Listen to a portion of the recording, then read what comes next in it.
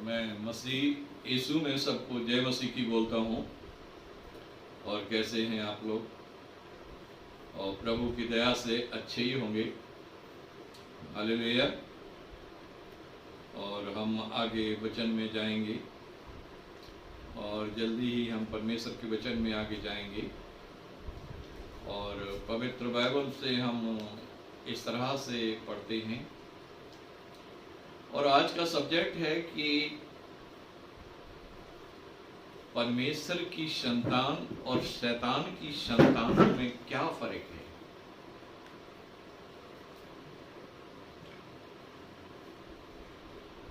और आज का सब्जेक्ट है कि परमेश्वर की संतान और शैतानों की संतान में क्या फर्क है। और इसके विषय में आज हम मनन करेंगे और कैसे हम जानेंगे कि ये परमेश्वर की संतान है या फिर शैतान की संतान है। और पवित्र बाइबल में इस तरह से लिखा हुआ है। और जो बड़े बड़े फरीसी शास्त्री, जो ज्ञानी थे, जो धर्म के अगुवे थे, जो रात दिन बाइबल का अध्ययन करते थे, लेकिन पवित्र बाइबल में मत्ती की किताब के अंदर ऐसे लिखा, मत्ती की किताब और 9 उसके 13 वचन में लिखा है। और वहां पे हमारे उद्धारकर्ता यीशु मसीह ने कहा, सो तुम इसका अर्थ पूछ लो और समझ लो कि परमेश्वर बलिदान नहीं दया चाहता है, दया। तो परमेश्वर की संतानों के अंदर जो प्रेम है, दया है और तरस है, और उससे आप समझ सकते हैं। हालेलुया। और पवित्र बाइबल में हम पढ़ते हैं और इब्रानियों की पत्री 2 उसकी 10 आयत में, और इब्रानियों की पत्री 2:10 में पढ़ेंगे।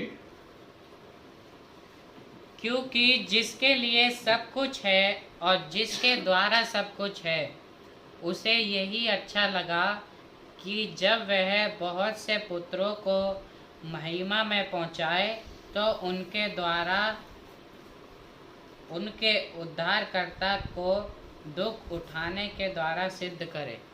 हालेलुया। और इब्रानियों 2:10 आयत में लिखा है, और जिसके लिए इस पृथ्वी का सब कुछ है और उसी के लिए सब कुछ बनाया गया है और उसी के लिए रचा गया और उसी के द्वारा बनाया गया और उसी के लिए बनाया गया। और सर्वशक्तिमान परमेश्वर को ये अच्छा लगा कि उससे पहले के वह बहुत से पुत्रों को महिमा में लाए,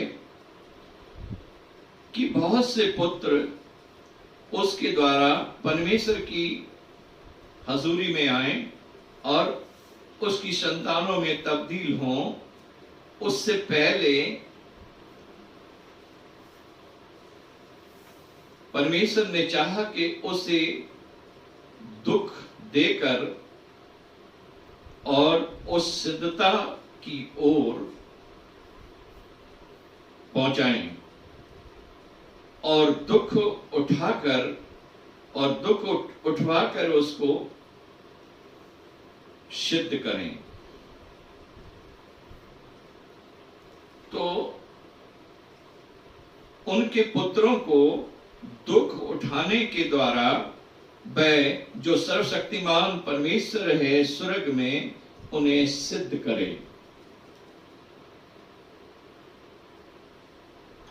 कि वह उसे दुखों के द्वारा सिद्धता की ओर ले जाए, ताकि हम उस सर्वशक्तिमान परमेश्वर की इस योग्यता के अनुसार और उसके पुत्र यीशु मसीह की सिद्धता के द्वारा उसके संतान में तब्दील हो जाएं। इशाया 53 उसकी 10-11 में लिखा है, तो भी यहोवा को यही भाया कि उसे कुचले, ताकि वह अपने प्राण को दोष बलि करे, तब वह अपना वंश देखने पाएगा। उससे पहले कि वह अपने प्राणों को दोष बलि करे, तब वह अपना वंश अपने संतानों का मुंह देखने पाएगा। वह अपने प्राणों का दुख उठाकर तब उन्हें देखेगा, तो उनके उद्धारकर्ता को, हमारे उद्धारकर्ता को ये भाया कि हमारे अधर्म के बोझ को अपने ऊपर उठाए।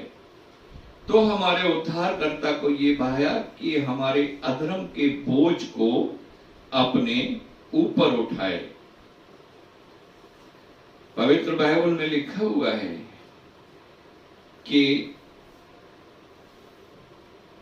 यूहन्ना की इंजील 1:12 में लिखा है, जिन्होंने यीशु पर विश्वास किया वे परमेश्वर की संतान में तब्दील हो गए।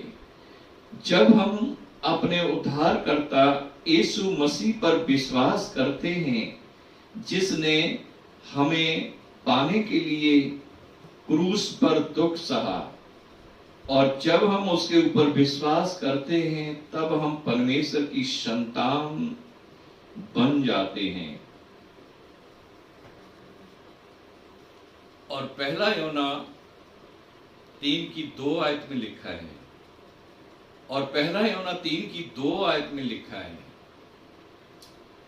और परमेश्वर के वचन में ऐसे लिखा है कि हे प्रियो, अभी हम परमेश्वर की संतान हैं और ये प्रकट नहीं हुआ कि आगे को हम क्या कुछ होंगे।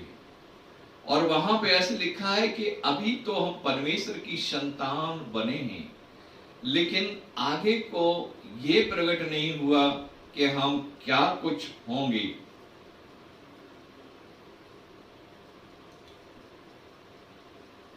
पर यह हम जानते हैं कि हम उसके समान होंगे। हालेलुया। हम अपने उद्धारकर्ता यीशु के समान होंगे। पवित्र बाइबल में रोमियो 10 उसकी 9-10 में लिखा है, यहां पे बताया जाता है ये कैसे होगा। और जब कोई यीशु को प्रभु के रूप में स्वीकार करता है, जब कोई यीशु को प्रभु के रूप में स्वीकार करता है और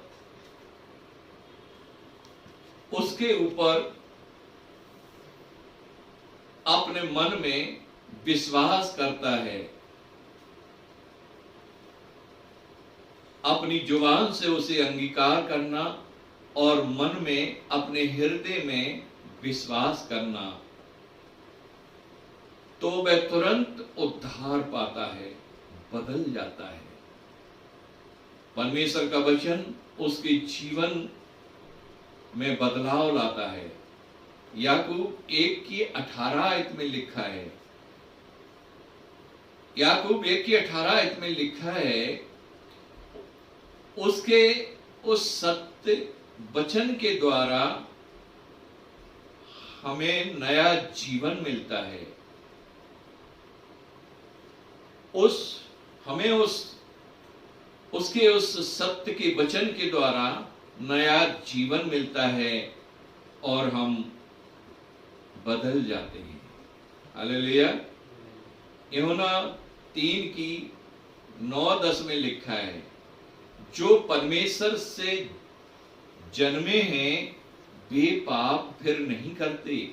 जो परमेश्वर से जन्मे हैं वो वे पाप फिर नहीं करते, क्योंकि उनका वचन, परमेश्वर का वचन उनके मन में, उनके हृदय में बना रहता है।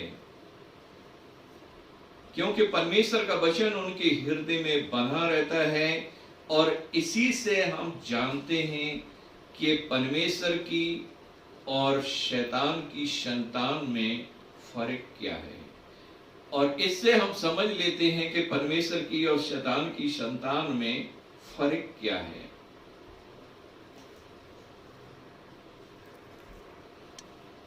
हालेलुया। और गलतियों 3 की 28 आयत में लिखा है, और यहूदी और यूनानी में कुछ भेद नहीं है, क्योंकि वह सबका प्रभु है। और किसी मनुष्य में परमेश्वर ने कुछ भी भेद नहीं रखा, क्योंकि वह तो सबका प्रभु है। और रोमियो 10 उसकी 12-13 में लिखा है, और परमेश्वर ने इस पृथ्वी के हर एक मनुष्य में किसी किस्म का कोई भी भेद नहीं रखा, क्योंकि जो कोई प्रभु का नाम लेगा वह उद्धार पाएगा, बच जाएगा। और यहाँ पे जो कोई प्रभु का नाम लेता है वह बच जाता है। यूहन्ना 3:5 में लिखा है, और पहला यूहन्ना 3:5 में लिखा है, और वह इसलिए प्रकट हुआ कि हमारे जीवन से पापों को दूर करे। और वह इसलिए प्रकट हुआ कि हमारे जीवन से पापों को दूर करे। हालेलुया।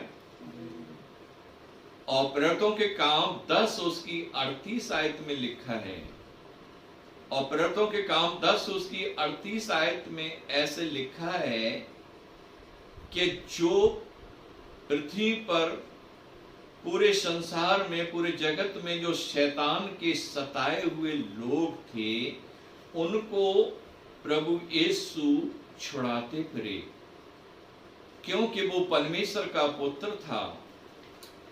और जब परमेश्वर के वचन में लिखा है कि जब आप परमेश्वर की संतान के स्वरूप में तब्दील हो जाते हैं, तो आप भी लोगों की सहायता कर सकते हैं। हालेलुया। और मरकुस 5 और 6 से लेकर 8 तक लिखा है, और मरकुस 5 और 6 से लेकर 8 तक लिखा है, और वह शैतान जिनके अंदर होता था, मनुष्यों के अंदर, और जब हमारा उद्धारकर्ता यीशु मसीह उनको डांटते थे, और वह उन्हें बोलने तक नहीं देते थे, और उन्हें अनुमति देते थे कि इस मनुष्य को आजाद कर और तू इसको छोड़ के अभी चले जाओ। और परमेश्वर का धन्यवाद हो कि उसे जाने पड़ता था। आइए हम पवित्र बाइबल से एक वचन पढ़ेंगे, और मरकुस 1 उसकी 23-24। उसी समय उनके आराधनालय में एक मनुष्य था जिसमें एक अशुद्ध आत्मा थी। उसने चिल्लाकर कहा, हे यीशु नासरी, हमें तुझसे क्या काम? क्या तू हमें नष्ट करने आया है? मैं तुझे जानता हूँ, तू कौन है, परमेश्वर का पवित्र जन।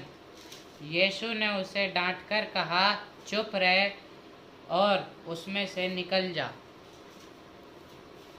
मरकुस 1 उसकी 23 से लेकर 25 तक पढ़ा गया है कि दुष्ट आत्माएं यीशु को देख के चिल्लाती थी और वो डरती थी, और लेकिन यीशु मसीह उसको अनुमति देते थे कि चुपचाप उसके अंदर से अभी निकल जा, और ये मेरे लहू से खरीदे हुए मेरे संतान हैं, और इनको तू तकलीफ नहीं पहुंचा सकता, और इसलिए इसे छोड़ के दुष्ट आत्मा चली जा। और वह तुरंत चला जाता था, और वो व्यक्ति चंगा हो जाता था। और लूका 8:41 आयत में लिखा है, और वहां पे ऐसे लिखा है, और लूका 1:8 उसकी 41 आयत में, और एक मनुष्य आया और वह यीशु के पैरों पे गिर के घुटने टेक के और गिड़गिड़ाने लगा, विनती करने लगा।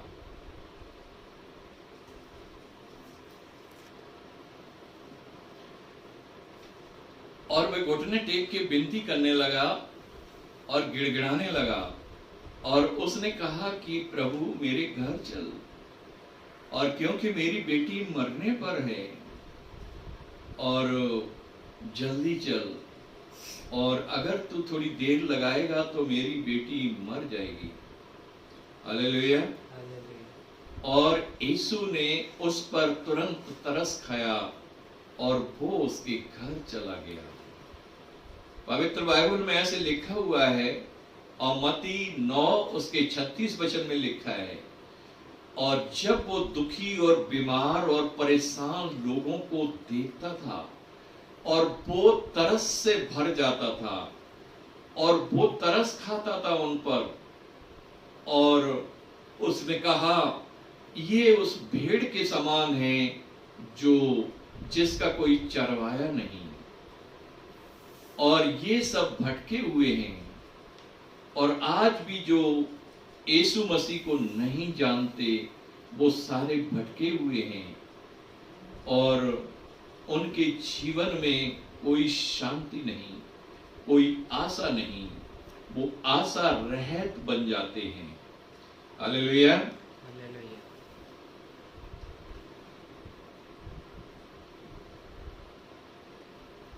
और मरकुस 1 उसकी 40 और 41 आयत में, और एक कोढ़ी आया और यीशु मसीह के पैरों पे गिर के और गिड़गिड़ाने लगा, रोने लगा, और उसने कहा कि मेहरबानी करके मुझ पर दया कर। हालेलुया। और यीशु ने उसका आदर किया। और ये हमारे उद्धारकर्ता की खूबी है, वो हर एक दुखी और बीमार परेशान लोगों का आदर करता है। और आपके अंदर भी ये तब्दीली आएगी जब आप परमेश्वर की संतान बन जाते हैं, तो आप भी फिर हर एक दुखी परेशान और जो सताए हुए लोग हैं, और उनको आप ठुकराएंगे नहीं बल्कि उनका आप आदर करेंगे। और यीशु ने उसका आदर किया, और यीशु ने कहा कि मैं क्या सेवा कर सकता हूं, और वो गिड़गिड़ा कर बोला, और वो बड़ी विनती करके रोते हुए बोला, और प्रभु तू जानता है, देख रहा है कि मैं अशुद्ध हूं, और तू चाहे तो मुझे शुद्ध कर सकता है, तू चाहे तो मुझे चंगाई दे सकता है, तू चाहे तो मुझे शिफा दे सकता है, तू चाहे तो मुझे ठीक कर सकता है। हालेलुया। और यीशु ने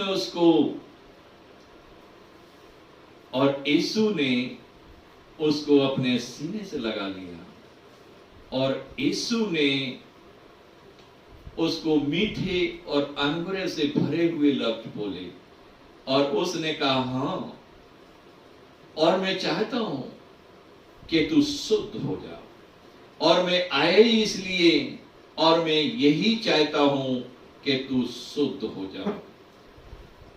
प्रभु का धन्यवाद हो। और गलतियों की किताब और उसके 4 उसकी 6-7 आयत में लिखा है, और जो आत्मा यीशु मसीह के अंदर थी वही परमेश्वर आपको देना चाहता है कि तुम पुत्र हो, इसलिए पिता ने अपने पुत्र की आत्मा को तुम्हारे अंदर डाला है, जिससे यीशु मसीह अपने पिता को पिता कह के पुकारता है। आप भी उसे पिता कह के, हे अब्बा कह के पुकार सकते हैं। जब यीशु की आत्मा आपके अंदर आती है, आप परमेश्वर की संतान बन जाते हैं, और फिर उसे पिता कहने में आप शर्माते नहीं बिल्कुल, और आप अपने हृदय से बोलते हैं, पिता मेरी सहायता कर, पिता मुझे अपनी उपस्थिति में ला, पिता मैं तेरे चरणों में बैठना चाहता हूं। हालेलुया। और दूसरे कुरिन्थियों 5:5 में लिखा है, और इसीलिए उसने बयाने में हमें पवित्र आत्मा दिया, ताकि पवित्र आत्मा हमें सिखाए कि हम यीशु मसीह को किस तरह से अपने जीवन में लागू कर सकते हैं और किस तरह से हम यीशु मसीह के समान बन सकते हैं, और पवित्र आत्मा हमें सिखाएगी। और रोमियो 8 उसके 15-16 में लिखा है, और फिर वहां पे ऐसे लिखा है कि फिर तुम्हारे अंदर भयभीत करने वाली डर वाली आत्मा हमेशा के लिए चली जाती है, और वह जो पुत्र की आत्मा है, यीशु मसीह की आत्मा आपके अंदर आती है, ताकि आपको फिर डरने की, फिर घबराने की, फिर चिंता करने की, फिर निराश होने की जरूरत नहीं है। और रोमियो 8:14 में लिखा है, और जितने आत्मा के चलाए चलते हैं वे परमेश्वर की संतान हैं। हालेलुया। और जितने परमेश्वर की आत्मा के चलाए चलते हैं वे ही परमेश्वर की संतान हैं। और ये हमारे पास सबूत होगा कि जब हम उसकी आत्मा की अगुवाई में चल रहे हैं। रोमियो 8:17 में लिखा है, और यदि हम संतान हैं तो उसकी सारी संपत्ति के वारिस भी हैं। और फिर हम परमेश्वर के बच्चे बन जाते हैं और परमेश्वर की सारी आशीषों के वारिस बन जाते हैं।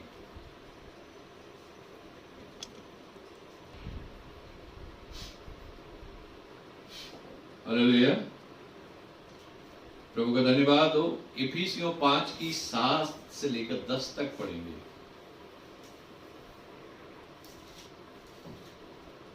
इसलिए तुम उनके सहभागी ना हो, क्योंकि तुम तो पहले अंधकार थे, परंतु अब प्रभु में ज्योति हो। अतः ज्योति की संतान के समान चलो, क्योंकि ज्योति का फल सब प्रकार की भलाई और धार्मिकता और सत्य है, और यह परखो कि प्रभु को क्या भाता है। हालेलुया। और हमने पढ़ा है कि पहले हम अंधकार थे और अंधकार में पड़े थे और स्वभाव से ही शैतान की संतान थे, लेकिन अब हम अंधकार नहीं रहे, क्योंकि जब हम उद्धारकर्ता यीशु मसीह को अपने जीवन में ग्रहण किया और जब नया जन्म पाया तो हम परमेश्वर की संतान में तब्दील हो गए हैं। अब हम अंधकार नहीं बल्कि ज्योति में हैं। और एस्केल 36 उसके 26-27 में लिखा है, उसने कहा, और उस महाप्रतापी परमेश्वर ने कहा, और उसने कहा कि मैं तुम्हें नया मन दूंगा, और जब तुम्हारा मन बदल जाएगा और तब तुम मुझ पर विश्वास करोगे, और इसलिए तुम्हारे पाप का हृदय निकाल के मैं तुम्हें नया हृदय दूंगा और नया मन दूंगा, और मैं तुम्हारे अंदर की चीजों को बदल डालूंगा। हालेलुया। और सफन्या 3 उसकी 10 आयत में लिखा है कि वह अपने प्रेम की खातिर हमारे गुनाहों को याद नहीं करेगा और वह हमारे सब पापों को भूल जाएगा, क्योंकि उसने हमसे प्रेम किया है। और इफिसियों 2 उसकी 10 आयत में लिखा है, और हम मसीह यीशु में अब जो है भले कामों के लिए सृजे गए हैं, और अब हम वो करेंगे जो हमारे उद्धारकर्ता परमेश्वर को पसंद है, और अब हम वो करेंगे जो हमारे प्रभु यीशु मसीह करते थे। और पहला पत्रस 1 उसकी 4 आयत में लिखा है, और पहला पत्रस 1 उसकी 4 आयत में लिखा है, और उसी में परमेश्वर की सारी प्रतिज्ञाएं हैं मसीह यीशु में होके। हालेलुया। और पहला यूहन्ना 4 उसकी 6 में लिखा है कि जो परमेश्वर को जानते हैं वो हमारी सुनते हैं। हालेलुया। और हमारे परमेश्वर के वचन में इस तरह से यूहन्ना 4:6 में लिखा है कि जो परमेश्वर को जानते हैं वे ही परमेश्वर के वचन को सुनते हैं।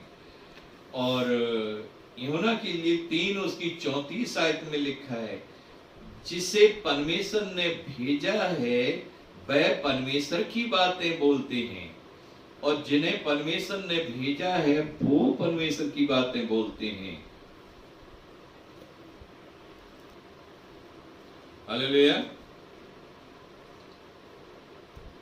और यूहन्ना के लिए 3:35 में लिखा है, और पिता ने पृथ्वी की सारी वस्तुएं पुत्र के हाथ में दे दी हैं, और पिता ने पृथ्वी की सारी वस्तुएं पुत्र के हाथ में दे दी हैं।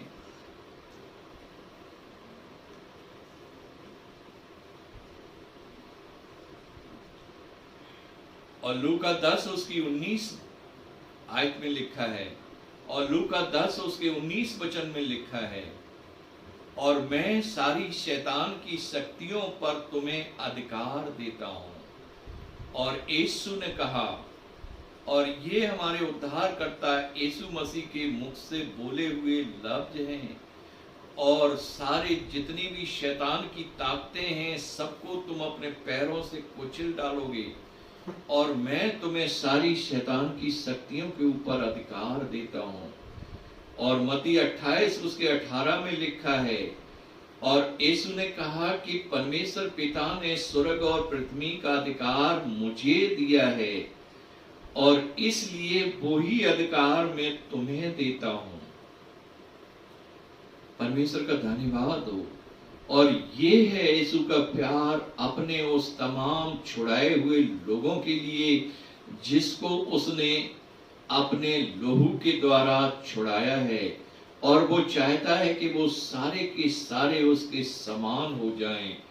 और 2 कुरिन्थियों 5:14-15 में लिखा है, तो अब हम ऐसा करेंगे कि जो हमारे लिए क्रूस के ऊपर मरा है, और अभी तक जो हमारा जीवन था हम जीते थे वो शैतान के लिए जीते थे, लेकिन अब उसके लिए जिएंगे जो हमारे लिए मरा है, और जिसने हमारे लिए अपने जीवन को दिया है अब हम उसके लिए जिएंगे।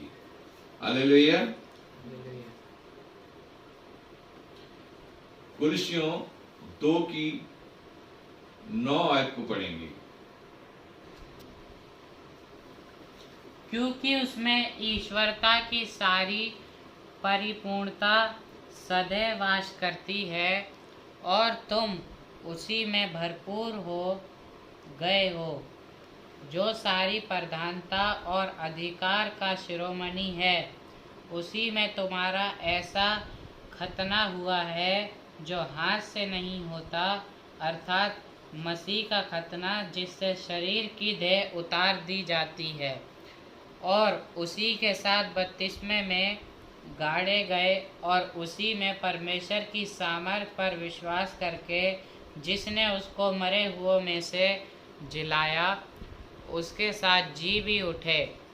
उसने तुम्हें भी जो अपने अपराधों और अपने शरीर की खतना रहित दशा में मुर्दे थे उसके साथ जिलाया, और हमारे सब अपराधों को क्षमा किया, और विधियों का वह लेख जो हमारे नाम पर और हमारे विरोध में था मिटा डाला, और क्रूस पर कीलों से जड़कर सामने से हटा दिया है।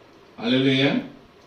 और वह विधियों का लेख जो हमारे माथे पर कलंक था, और जिसके विषय में हम बाइबल के अंदर पढ़ा जाता है कि पाप की मजदूरी तो मौत है, और वहां पे ऐसे लिखा हुआ है कि हर मनुष्य श्रापित है, लेकिन परमेश्वर का धन्यवाद हो कि उसने हमारा ऐसा खतना किया, और बपतिस्मे के द्वारा हमें ऐसा बदला कि पूरा हमारी देह को उसने चेंज कर दिया, और जिसमें परमेश्वर की सारी भरपूरता वास करती है और उसी में हम सिरजे गए हैं और उसी के द्वारा संपूर्ण हो गए हैं और उसी में हम बदले गए हैं और हमेशा के लिए हम परमेश्वर की संतान के रूप में परमेश्वर के सामने कबूल किए गए हैं। Hallelujah, hallelujah.